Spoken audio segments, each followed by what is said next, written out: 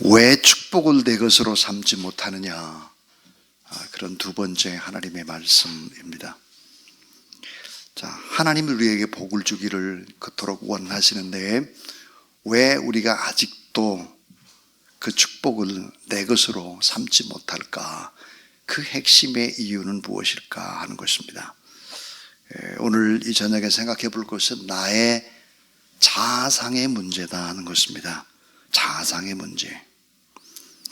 자, 하나님은 사랑이 풍성하신, 축복이 풍성하신 우리의 아버지, 좋으신 아버지, 전능하신 아버지, 참 잘되고 형통하기를 원하시는 축복의 주님이십니다. 그런데 왜 축복을 아직도 내 것으로 잘 삼지를 못할까? 그 이유는 무엇일까 하는 것입니다. 다른 사람이 나를 어떻게 보느냐보다 훨씬 더 중요한 것이 있습니다. 그것은 나 자신 스스로가 나를 어떻게 보고 있느냐라고 하는 것이죠. 이게 자아상의 문제인데요. 오늘 잠언 23장 7절에 보니까 무릇 그 사람의 생각이 어떠하면 그의 사람됨도 그러하니 그랬습니다. 그의 생각이 어떠냐에 따라서 그의 사람됨이 결정된다 하는 것이죠. 결국 내가 누구인지를 스스로가 결정할 수 있다는 것입니다. 전능하신 하나님, 능력과 축복의 하나님이시지만 내가 나를 잘 받아들이지 못하게 되면 축복이 오지를 못한다. 즉 우리의 자아상에 따라 말하고 자아상에 따라 행동한다. 생각과 마음이 열쇠다 하는 것입니다. 그런데 참 무서운 것이 있습니다. 정말 무서운 것이 뭘까? 그러면 우리가 자신의 자아상과 비슷한 사람들을 좋아하게 된다는 것입니다. 내 자아상이 참 아름답고 좋아야 되는데 나의 자아상과 비슷한 사람들을 결국은 만나게 되고 호감을 갖게 되고 그런 사람을 좋아하게 된다는 것이죠. 그래서 우리는 자아상에 관한 이야기를 몇 가지를 나눠보겠습니다. 그리고 이 건강한 자아상, 자존감을 이제 갖는 것은 얼마나 중요하고 그 일을 위해서는 어떻게 해야 될까 하는 얘기하려고 합니다. 그 첫 번째는 자아상은 나 자신 스스로가 생각하는 나에 대한 평가다 하는 것입니다. 자아상은 나 스스로 생각하는 나 자신에 대한 평가예요. 내가 민수기 13장 33절에 10명의 정탐꾼은 스스로 메뚜기라고 평가를 하고 있습니다. 메뚜기 자아상을 가지고 있죠. 비교하고 스스로 무능하다고 하는 이런 열등의식, 그 다음에 패배의식, 실패의식, 그래서 결국은 어때요? 핍절의식이죠. 이들의 언어에는 무엇가 찼을까? 악평의 언어입니다. 자, 우리 잘 아는 대로 긍정적인 자아상을 가졌던 여호수아와 갈렙은 적극적이죠. 희망의 믿음입니다. 하나님이 나와 동행하신다는 동행의식과 풍부의식, 젖과 꿀이 흐르는 땅, 심히 아름다운 땅, 정복할 수 있다라고 하는 확신을 갖는 것입니다. 그러니까 동행의식과 풍부의식과 승리의식과 사명의식은 결국은 어때요? 이 자아상에 따라서 인생은 완전히 달라질 수 있다는 것이죠. 여호수아와 갈렙은 결국은 어때요? 젖과 꿀이 흐르는 땅을 들어갈 뿐만 아니라 정복을 하게 되는 것입니다. 이 풍부한 삶은 긍정적 자아상의 열매가 된다는 거죠. 거미가 자기 몸에서 나오는 거미줄로 집을 만들고 그 집에서 살아가는 것처럼 우리 또한 자아상이라는 줄로 우리의 행복의 반경을 만들어 가는 것입니다. 자, 그래서 이제 두 번째로 생각해 볼 수 있는 것은 이 긍정적 자아상은 축복을 이끌어 온다는 것입니다. 이 긍정적 자아상은 축복을, 풍부를 이끌어 오는 자석과 같습니다. 자석.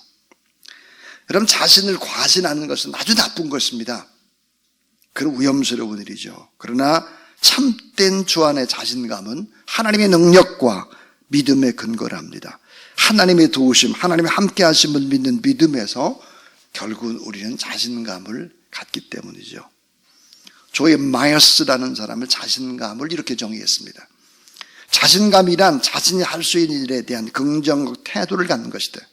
그리고 할 수 없는 일에 대해서는 염려하지 않고 하나님께 맡기는 자세를 말한다 그랬습니다. 자, 예수를 믿는 믿음 안에서 이 자신감이 있는 사람은 긍정적이 되죠. 약점에 골몰하지 않습니다. 장점에 집중하고 장점을 개발하게 되고 극대화시킨다. 그래서 많은 것들을 성취하게 되고 많은 열매를 맺게 되고 풍성하게 되고 인생은 밝게 되는 것이다. 인생을 즐길 줄 알고 타인의 평가에 대해서 너무 민감하게 반응하지 않는다 하는 것입니다. 높은 자존감을 갖고 있기 때문에 그렇습니다. 자, 이 세 번째 이야기입니다. 이 부정적 자아상을 긍정적 자아상으로 바꿔야 한다는 것이죠. 그래야 풍성하고 행복한 축복된 삶을 살아낼 수 있습니다. 메뚜기 자아상은 우리 인생을 비참하게 만드는 것이죠. 다른 사람의 인생, 옆에 있는 사람도 비참하게 만드는 것입니다. 자, 그러면 어떻게 긍정적 자아상으로 우리가 우리 자신을 변화시킬 수 있겠나 하는 얘기를 하려고 해요. 이제 결론입니다. 결론의 이야기, 네 가지 얘기를 하려고 합니다. 그 첫 번째는 하나님을 만나면 긍정적 자아상으로 변화하기 시작한다는 것입니다. 자, 하나님을 만나면 또 하나님의 사람을 만나면 긍정적 자아상으로 변화를 시작한다. 이 하나님은 복된 만남을 통해서 위대한 일을 해나가는 것이죠. 자, 아브라함이 하나님을 만나서 바로 그날 이같이 그의 미래를 말씀하셨습니다. 창세기 12장 2절 우리 너무 잘 아는 말씀.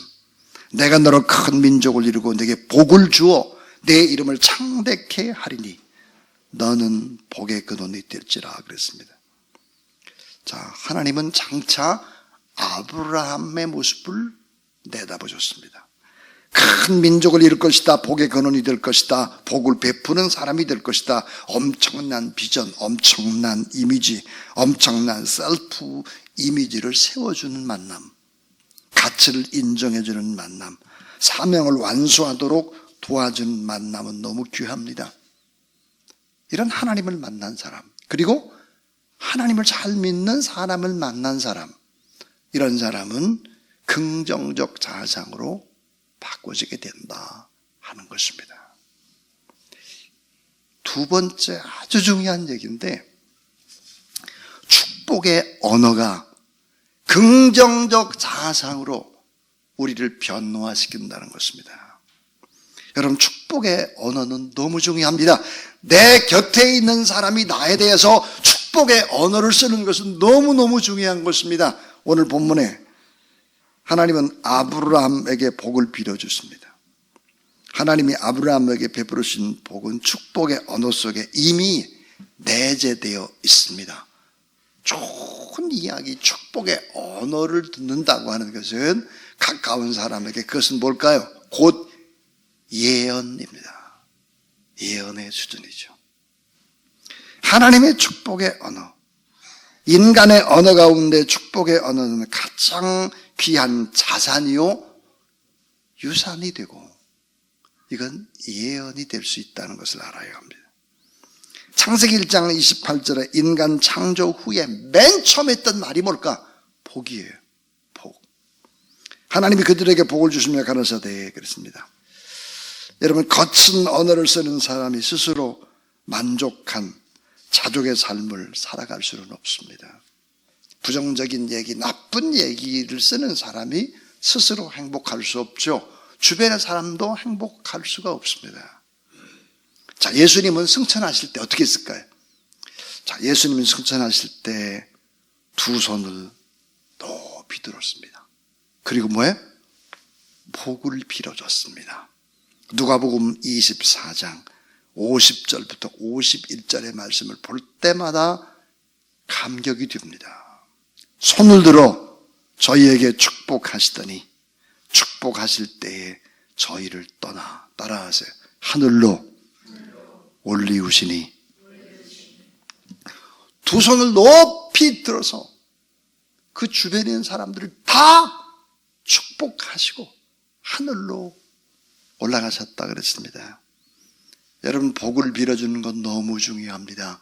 서로 복을 빌어주는 거 중요하죠. 복된 말로 축복하고 이 복의 언어를 받아야 자신감이 생기는 것이고, 축복된 언어는 어떻게 될까요? 부정적인 언어, 부정적인 사람의 자아상을 치료하기 시작하는 것입니다.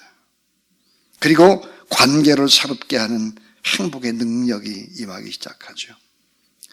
인생을 바꾸는 것은 뭘까? 아주 가까운 사람으로부터 축복의 언어를 듣는 것입니다. 그 다음에 이제 세 번째는 축원의 기도가 긍정적 자아상으로 변화시킨다. 축원의 기도입니다. 축원. 자, 창세기 14장 19절에 보면은 멜기세덱의 기도죠. 아브라함을 향한. 그가 아브라함에게 축복하여 가로되 천지의 주제이시여 지극히 높으신 하나님이여 아브라함에게 복을 주옵소서 그랬습니다. 축원의 기도가 자녀들의 인생을 결정할 수 있습니다. 자, 아브라함의 축원의 기도, 이삭의 축원의 기도, 야곱의 축원의 기도, 이 축원의 기도가 결국은 인생의 길을 열어주는 것이죠. 자, 볼까요?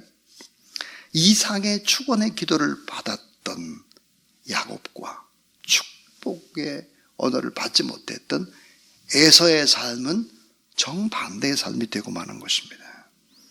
축원의 기도는 미래를 향한 예언 그 자체가 되는 것입니다.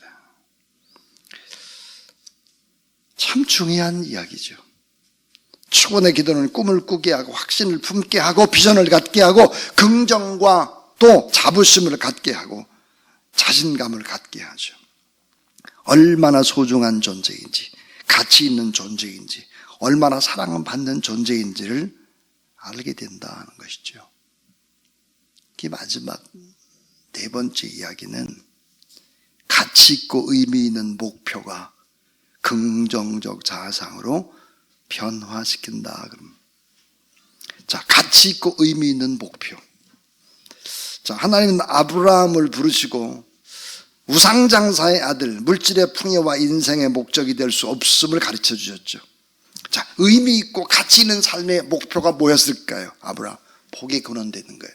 복의 근원. 자녀들이 천하 만민의 복을 받게 되는 목표. 앞으로 자녀가 태어날 텐데 천하 만민이 복을 받을 것이다. 축복의 통로가 되는 바로 구원의 복이 목표입니다. 여러분, 사람은 밥만 먹고 살 수가 없지요. 꿈을 꾸고 의미 있고 가치 있는 것들을 생각하고 그 높은 이상의 목표를 가질 때만이 사람이 될 수 있는 것입니다. 자, 의미를 추구해가는 목표, 가치 있는 높은 목표, 이상이 있어야 된다. 우린 이 땅에서 잘 먹고 잘 사는 것이 우리의 목표가 아니다. 예수님께서 요한복음 6장 27절에서 이렇게 말씀을 하셨습니다.